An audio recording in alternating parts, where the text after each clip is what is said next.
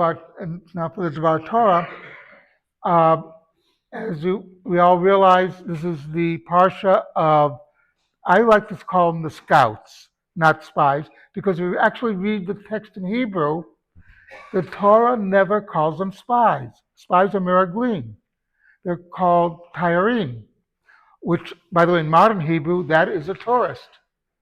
They were going around the country. They're seeing all the sights, and all but two give a bad report, as we know.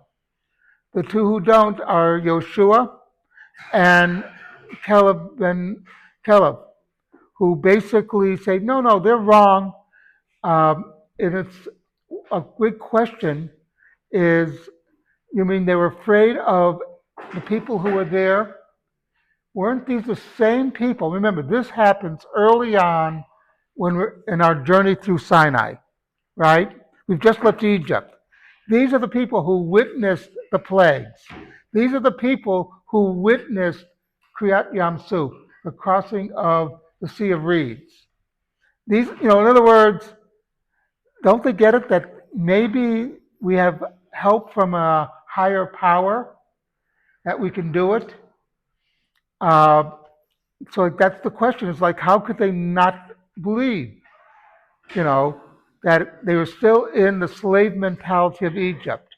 If you remember, it says that when we left Egypt, God could have taken us directly to Eretz Israel, straight across the Sinai, a 3-day journey in those days.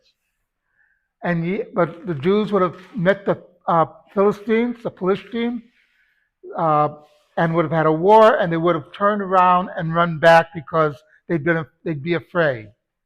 This is the same group of people, okay?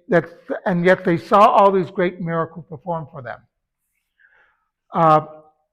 So why were they afraid? Because they had the slave mentality. And the reason for the 40 years, the punishment, isn't just because they doubted Moshe and Hashem. That wasn't the reason. It's because they doubted themselves. God had to get the slave mentality out of these people. And the only way to do that was the next generation, a generation that did not know what it meant to be a slave. Because as we know, when you're a slave, you have a certain mentality. You do what your master tells you to do. You're afraid of the punishment. If you're never been a slave, you're not afraid of being punished because you've always been free. And so that's the lesson as to why we had to spend those extra 38 years in the Midbar, in the desert.